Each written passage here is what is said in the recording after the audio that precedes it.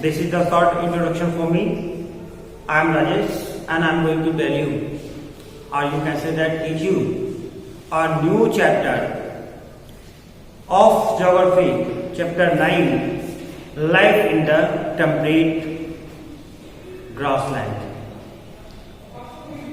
Dear student, in my previous video,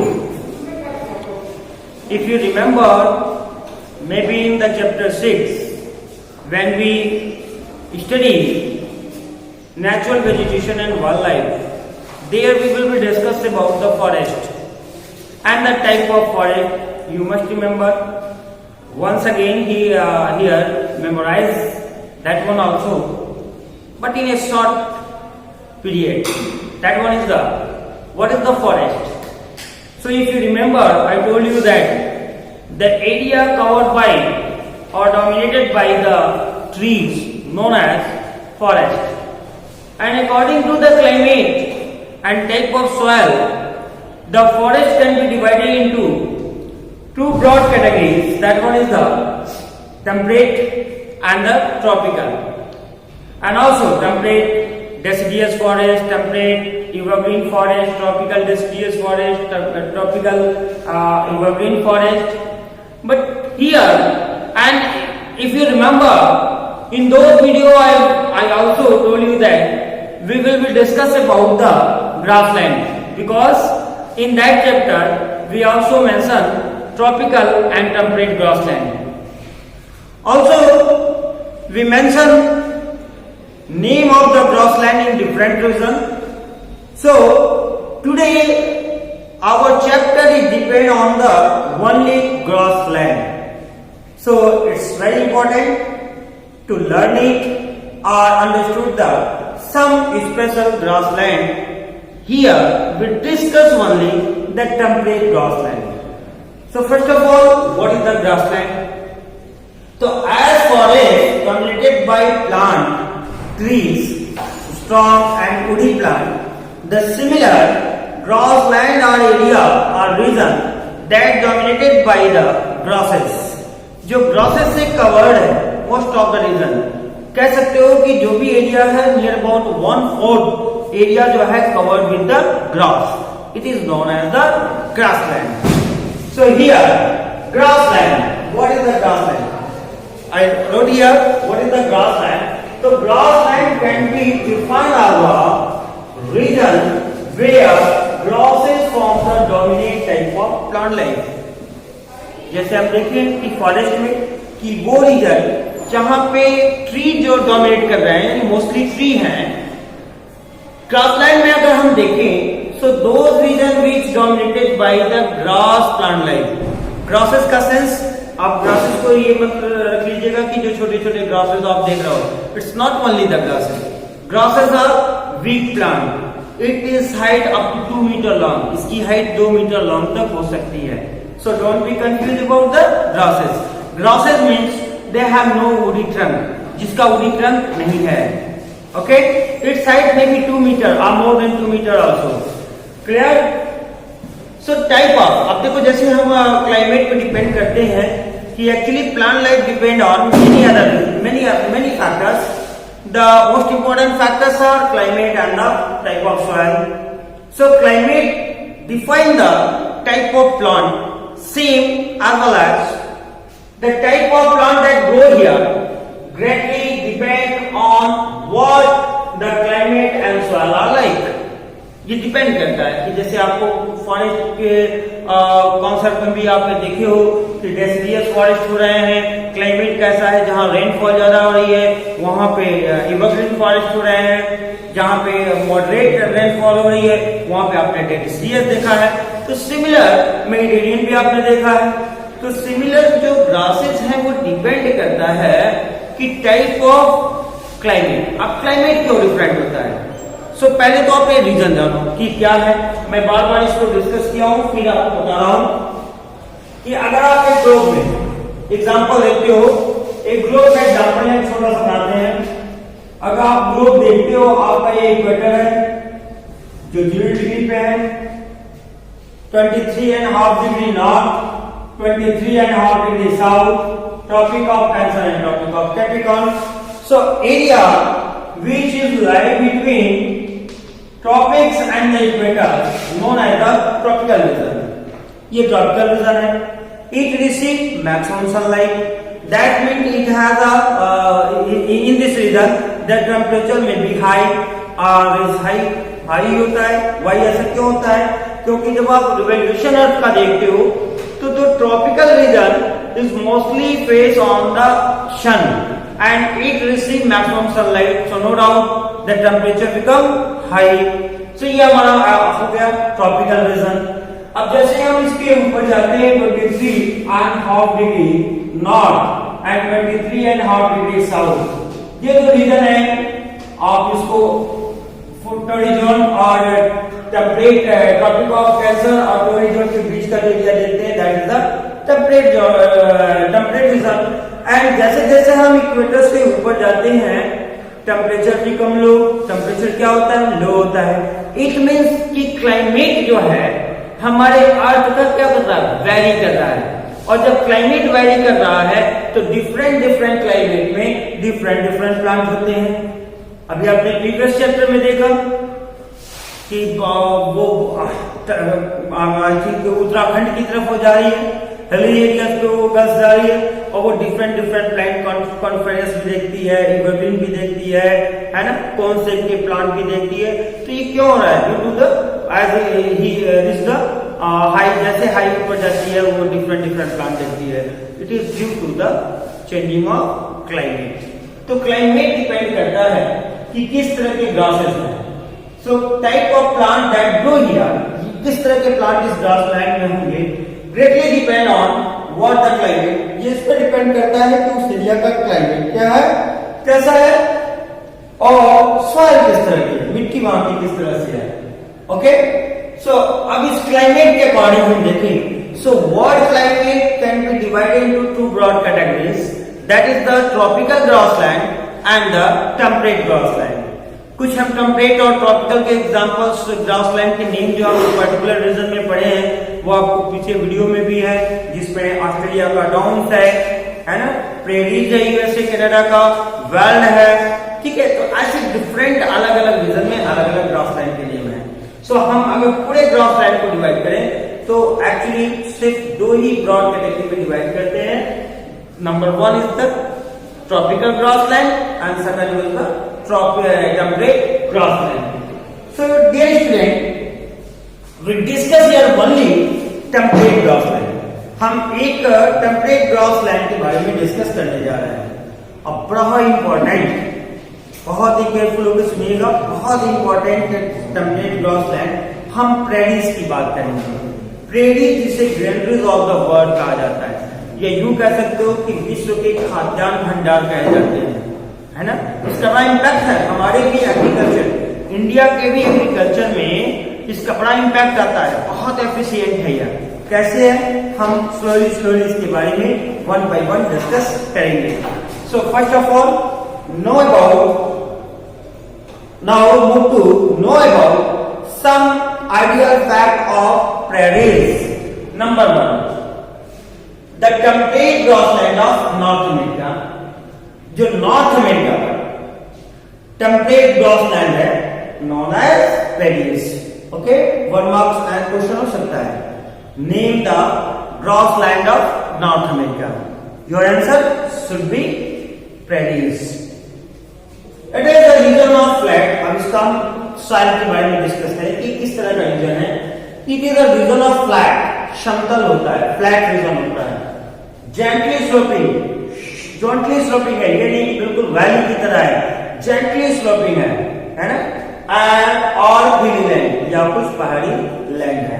so prairies are the temperate grassland found in North America. ये North America का temperate grassland है. Number 1, for most part prairies are treeless. जैसे आपको बताया गया है कि प्रेरीज ये ग्रासलैंड है, और grassland dominated by the grass plant life. So grassland कहते हैं most part of the prairies. Prairies के जो मोस्ट पार्ट है, जो मैक्सिमम पार्ट है, आर ट्रीलेस है, पेड़ नहीं है. मोस्ट पार्ट सारे पार्ट नहीं कहता है, मोस्ट मैक्सिमम पार्ट जो है वो क्या है, ट्रीलेस है, ट्री नहीं है। क्यों भी नहीं है?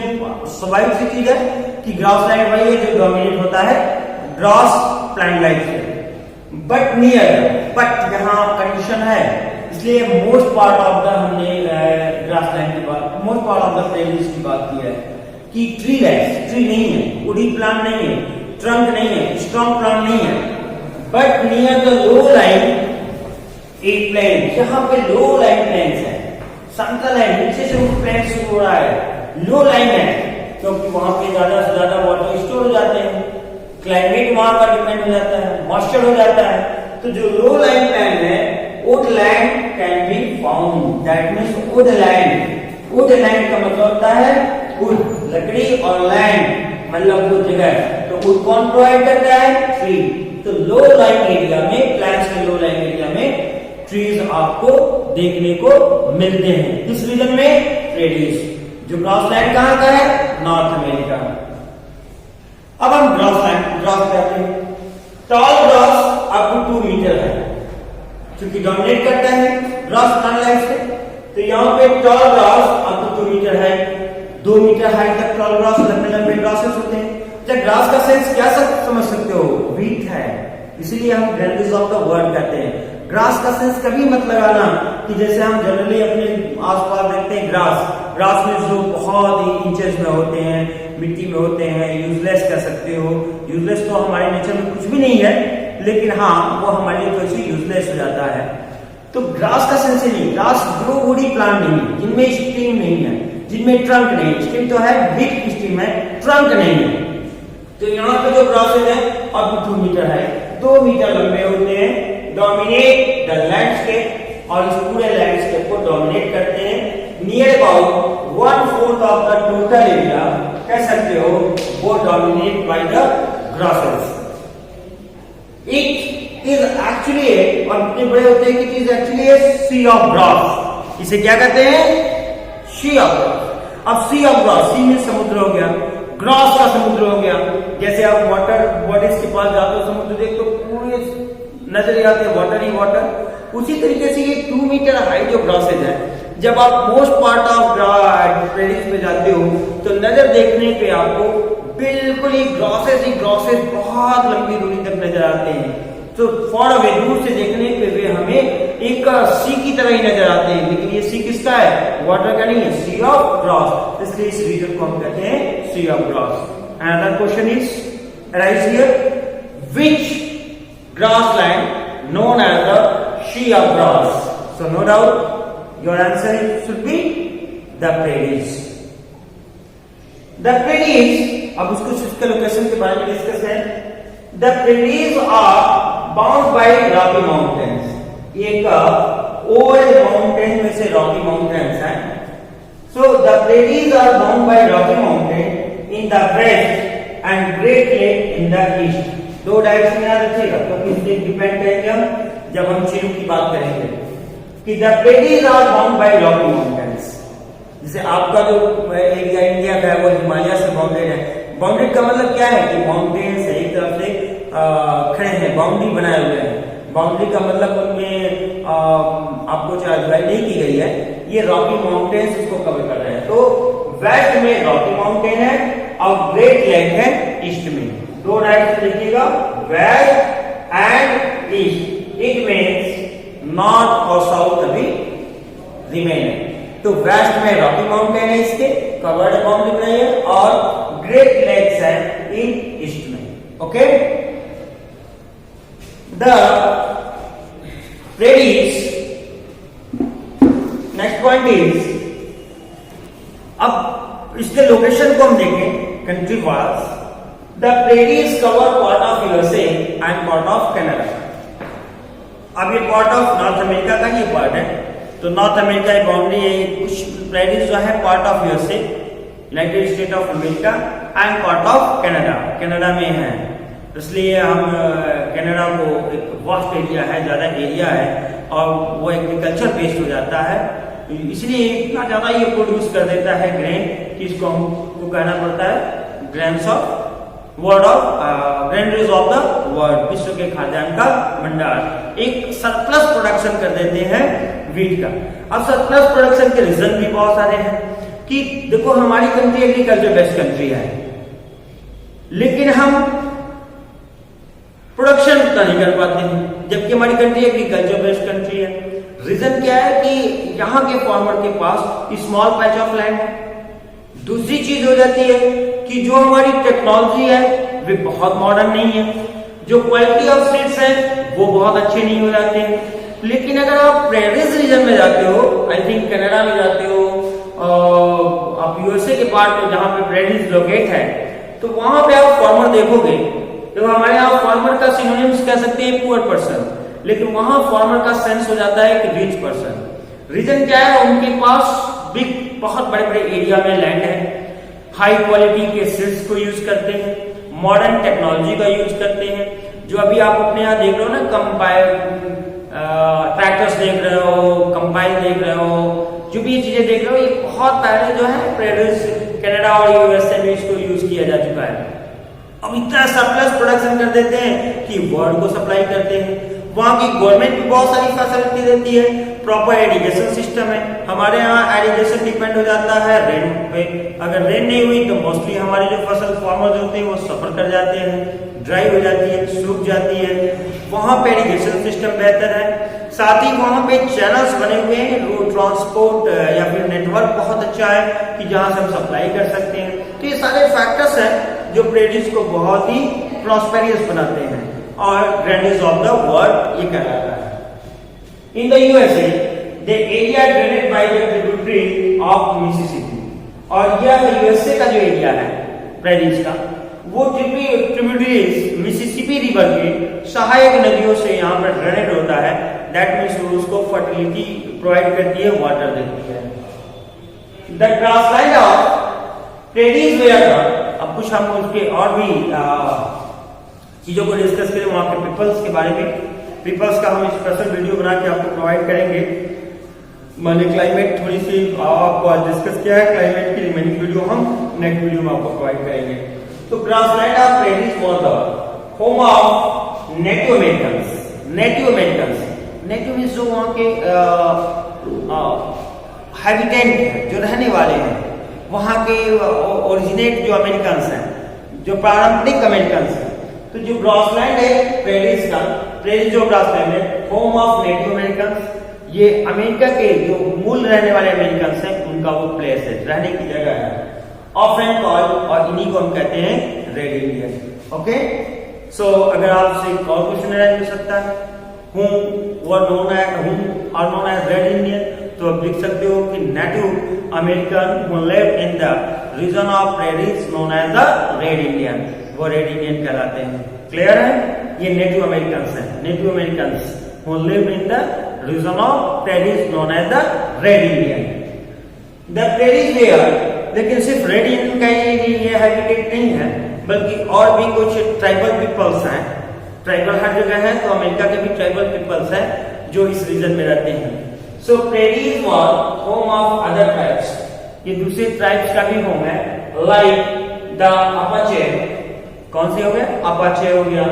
अपाचे तो याद रहेगा ना आप लोग को, मोटर बाइक भी चलती है अपाची, तो अपाचे कह सकते हैं, एक ट्राइबल कम्युनिटी है, ट्राइबल पीपल है। कहाँ के? यूएसए की। क्रो है, अब क्रो एक कौ वाला क्रो नहीं है, क्रो है, क्रो एक नेम है जो ट्राइबल पीपल्स है। क्री है एंड द पाउनी, ये ट्राइबल कम्युनिटीज हैं, ये ट्राइबल पीपल है जिनका इनहैबिटेंट या इनका जो होम है वो रीजन ऑफ द प्रेरीज है। क्लियर? ओके, सो एक और भी क्वेश्चन किया जा सकता है आपसे कि name any other two tribal peoples who live in the prairies region. So no doubt you can write any two name of tribal peoples, a community. That one is Apache, the Crow, the Crew, or the Pawnee. Any two आप लिख सकते हो। So ये हमारी चीजें हो गई कि एक इंट्रोडक्शन हो गया जो हमारा प्रेरीज के बारे में है। अब प्रेरीज के हम कुछ क्लाइमेट के बारे में बात करें। जैसा हम डिस्कस कर रहे हैं, हम एक एक चीज डिस्कस करेंगे। पहले क्लाइमेट डिस्कस कर लेंगे, फिर पीपल डिस्कस कर लेंगे, पीपल के ऑक्यूपेशन डिस्कस कर लेंगे, और फिर हम दूसरे टेम्परेट ग्रॉस लाइन की तरफ चलेंगे। सो एक क्लाइमेट मैंने एक छोटा सा बनाया हुआ है, रिमेनिंग पार्ट आपको नेक्स्ट वीडियो में प्रोवाइड करेंगे। सो क्लाइमेट कैसा है? The climate is of continental type with extreme temperature. चूंकि ये जो प्रेरीज है ये हार्ट ऑफ द कंटिनेंट कह सकते हो, ये कंटिनेंट के बीच में है। अब जब बीच में है तो इसका क्लाइमेट किस तरह का हो जाता है? तो जो क्लाइमेट है वो कॉन्टिनेंटल टाइप है विथ एक्सट्रीम टेम्परेचर। टेम्परेचर भी इसका एक्सट्रीम में बदलता रहता है। कैसा है temperature? The summer of warm, कि जो समर है वो गर्म है, लेकिन अपने कंपेयर मत कर लेना ट्रॉपिकल रीजन से। आपका जो समर होता है उसका टेम्परेचर 40 या 45 सेंटीग्रेड पहुंच जाता है, लेकिन इनका समर ये टेम्परेट रीजन में है तो समर इनका कौन सा हो जाता है? जो हमारा रूम टेम्परेचर होता है। The summer are warm with temperature 20 centigrade. जो यहाँ का जो समर होता है वो लगभग उसका जो टेम्परेचर होता है वो 20 सेंटीग्रेड होता है। वाई इन विंटर, और जबकि विंटर जो होता है -20 सेंटीग्रेड हो जाता है। और ये -20 सेंटीग्रेड जो टेम्परेचर रिकॉर्ड किया गया है कनाडा में। ये वहां का टेम्परेचर, यानी आप कह सकते हो कि वार्म जो समर है वो 20 सेंटीग्रेड और जो विंटर है वो -20 सेंटीग्रेड। तो आप टेम्परेचर का वेरिएशन देखिए फ्रॉम 20 सेंटीग्रेड टू -20 सेंटीग्रेड, यानी कितना एक्सट्रीम टेम्परेचर होता है, कितना टेम्परेचर इसका वेरिएट कर रहा है, अलग अलग हो रहा है। In winter the thick blanket of snow, अब -20 सेंटीग्रेड है तो नो डाउट एवरीथिंग जो भी लिक्विड चीजें होंगी वो क्या होंगी, स्पेशली वाटर जो है वो आइस में चेंज होगा ही होगा। तो विंटर जब की टेम्परेचर इसका -20 सेंटीग्रेड चला जाता है तो in winter a thick blanket of snow cover this region, इस पूरे रीजन में एक मोटी सी बर्फ की चादर कह सकते हो, ब्लैंकेट कवर हो जाता है। -20 सेंटीग्रेड आपको 0 सेंटीग्रेड आपका मेल्टिंग पॉइंट हो जाता है, उसके बाद जो है फ्रीजिंग पॉइंट शुरू हो जाता है। तो -20 सेंटीग्रेड बहुत ज्यादा है। तो -20 सेंटीग्रेड जब विंटर आता है तो इस पूरे एरिया में जो वाटर बॉडीज हैं इस पूरे इलाके में एक मोटी सी जो है बर्फ की चद्दर सी पड़ जाती है। लेकिन ये कुछ समय के लिए ब्रेक भी होता है, उसके बारे में हम देखेंगे। जो मैंने आपको डिस्कस किया था कि वेस्ट में रॉकी माउंटेन है और ईस्ट में ग्रेट लेक्स है, तो दो डायरेक्शन आपका चेंज हो रहा है, वो है नॉर्थ और south. So due to the absence of north south barrier, कोई नॉर्थ और साउथ में बैरियर नहीं है, कोई माउंटेन्स नहीं है, खुला हुआ है, कोई बैरियर नहीं है। तो इसके एब्सेंस में एक लोकल विंड चलती है, वहां की जो क्षेत्रीय विंड है, जैसे हमारे यहाँ लू चलती है, लोकल विंड है ना, अलग अलग रीजन में अलग अलग लोकल विंड चलती है। तो कनाडा या प्रेरीज रीजन में एक लोकल विंड चलती है जिसे हम कहते हैं चिनूक। ये याद रखना, ये हॉट विंड है, ये गर्म हवा है। और कब